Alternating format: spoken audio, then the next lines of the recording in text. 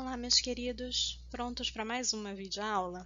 Bem, essa videoaula tem por título Ameaças à Biodiversidade e Ciclos Biogeoquímicos. Vamos entender esses dois tópicos, está bem? Bora lá?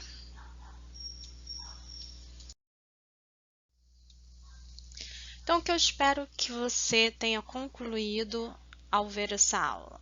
Que você possa identificar as ameaças à biodiversidade, como nós, seres humanos, ameaçamos a essa riqueza. Vamos entender o que é biodiversidade também.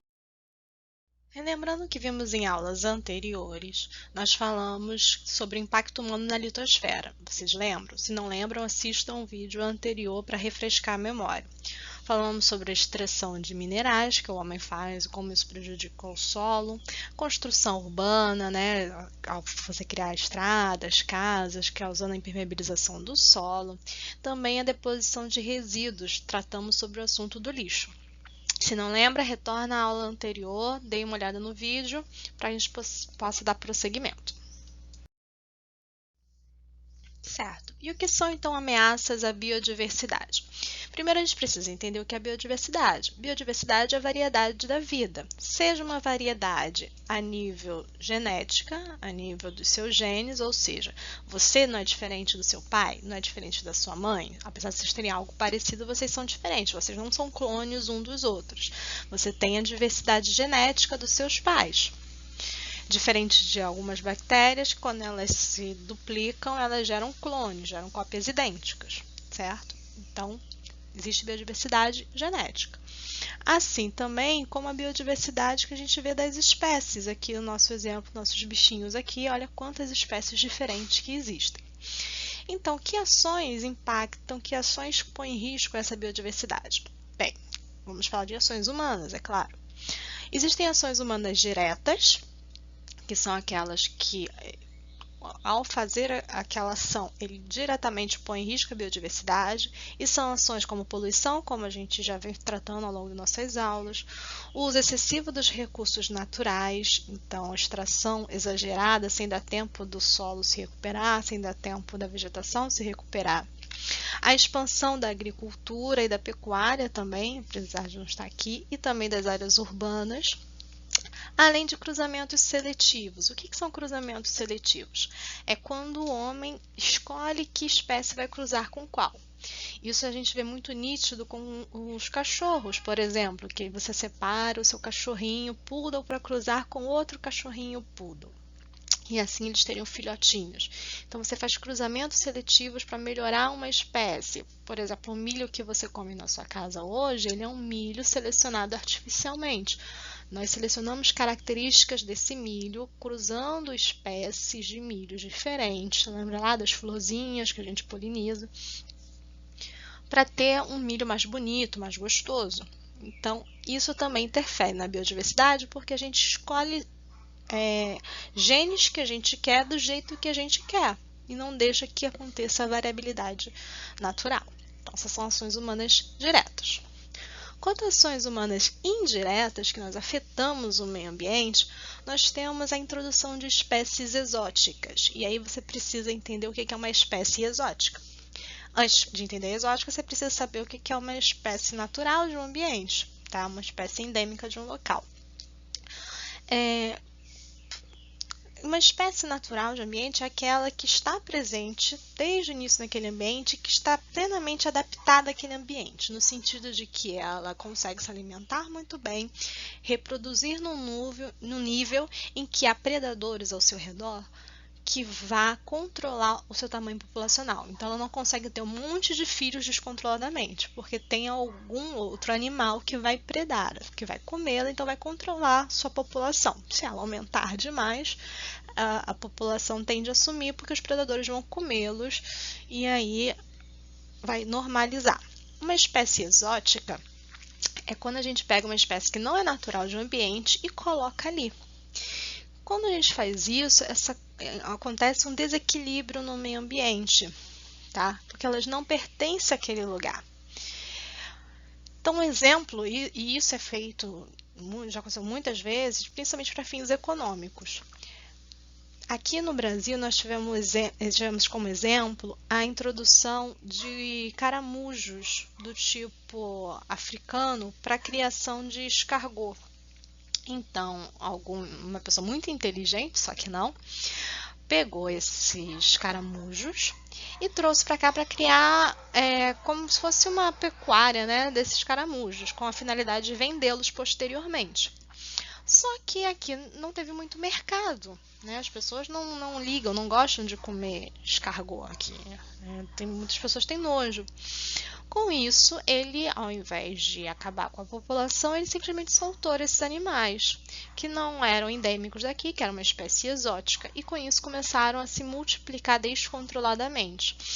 Podem perguntar aos pais de vocês, teve uma época que na Baixada Fluminense eram tantos desses caramujos que a gente ficava, que eles passavam assim pelo meio da rua, era assustador. Conseguimos contornar a situação, porém ela foi uma espécie exótica introduzida no nosso ambiente. Ainda existem alguns aqui que causam danos ao meio ambiente. Outra coisa que aconteceu também foram com rãs, mesmo procedimento. Trouxeram rãs para criação para poder vender as pernas de rãs, né, como um alimento rico. Não teve saída e essas pessoas também soltaram esses animais e, consequentemente, elas se reproduziram descontroladamente, desequilibrando o meio ambiente.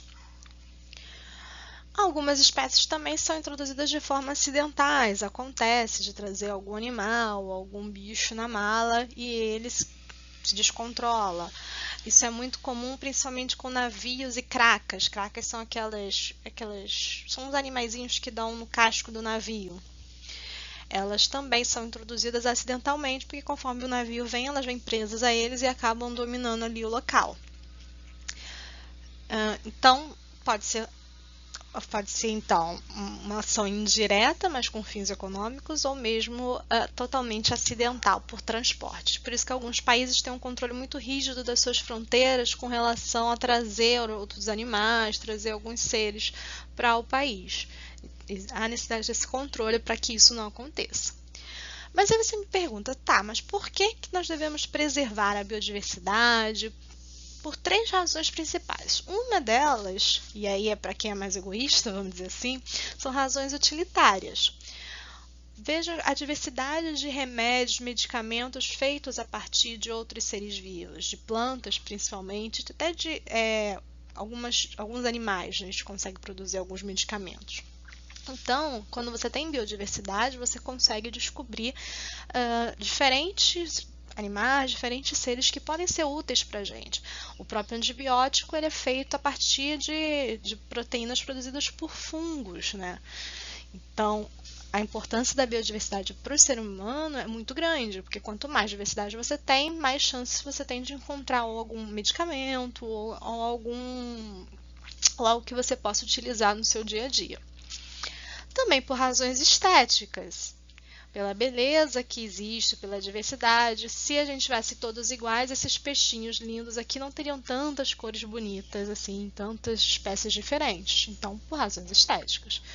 Mas, principalmente, o que a gente deveria ter em mente é por razões éticas. Éticas porque nós, como seres que temos consciência, que sabemos como preservar e como cuidar do meio ambiente, nós devemos nos responsabilizar por todos os seres que habitam aqui juntamente conosco, que compartilham esse grande planeta.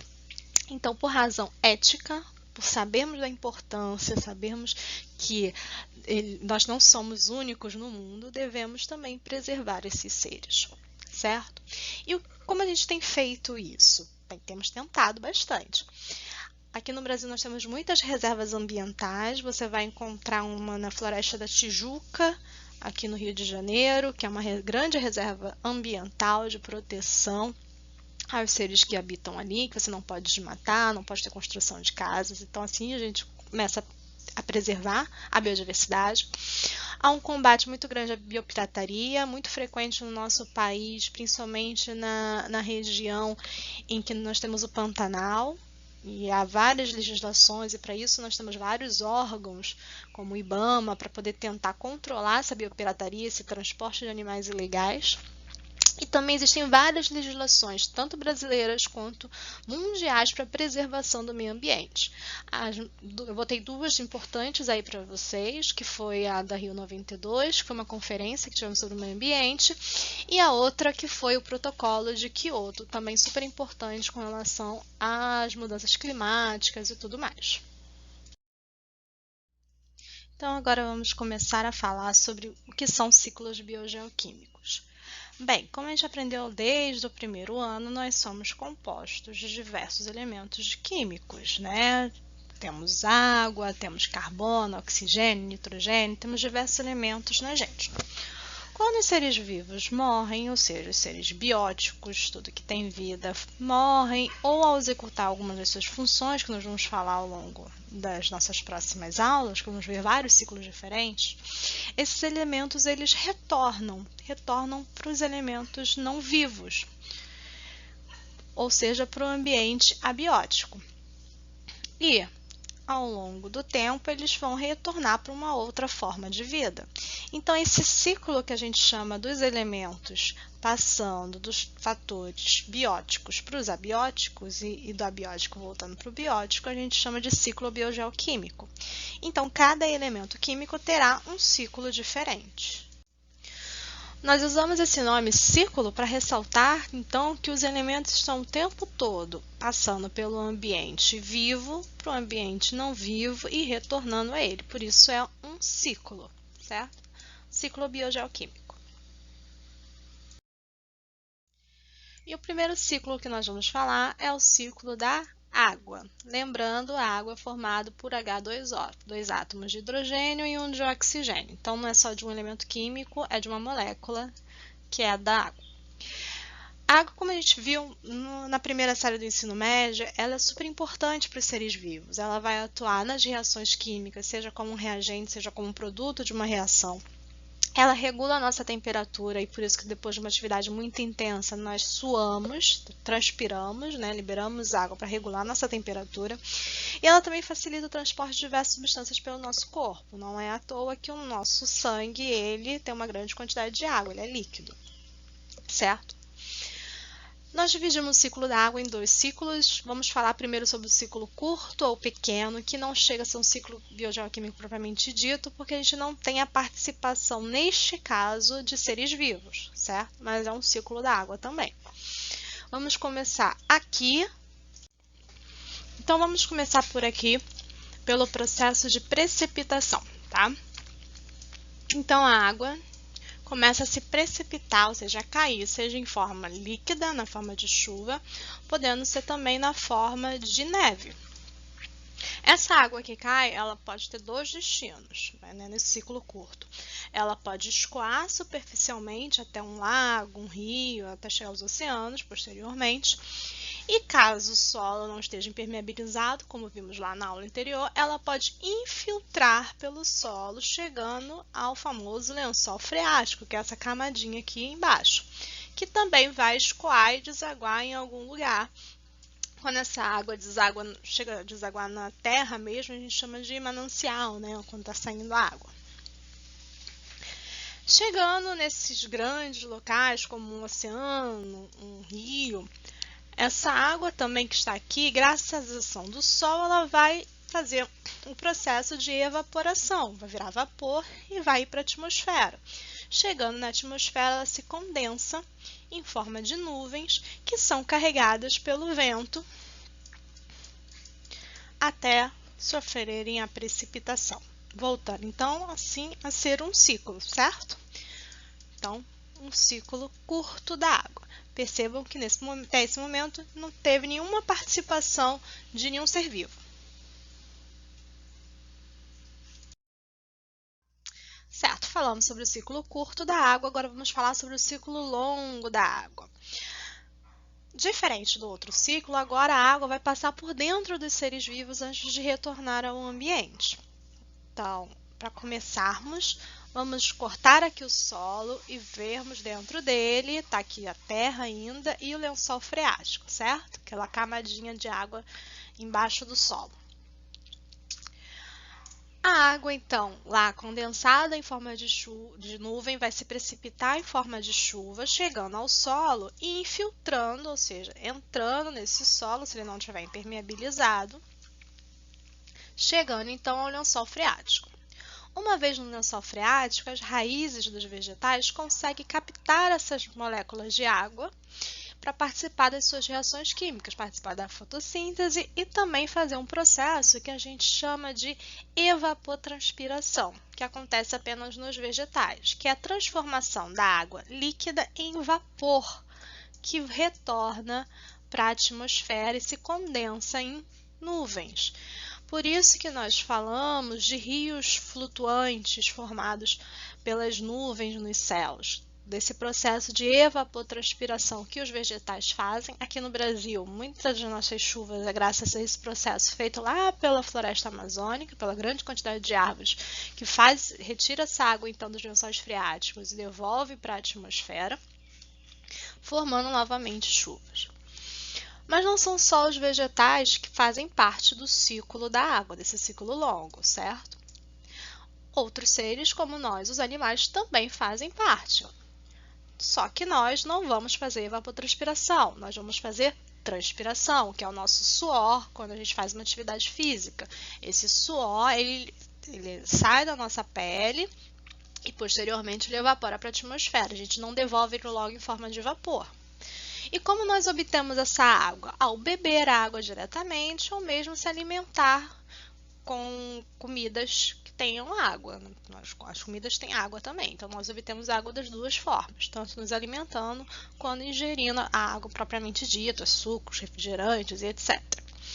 Eliminamos essa água pela transpiração, através também da nossa urina e das nossas fezes. Apesar das nossas fezes ter pouca água, ela ainda contém água, senão a gente não conseguiria ir no banheiro, certo?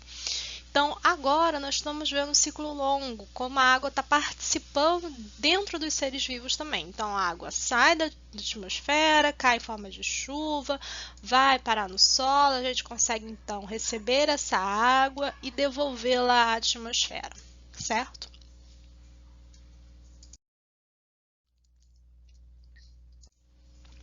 Agora a gente vai falar sobre um outro ciclo de outro elemento, não mais da água, agora do carbono.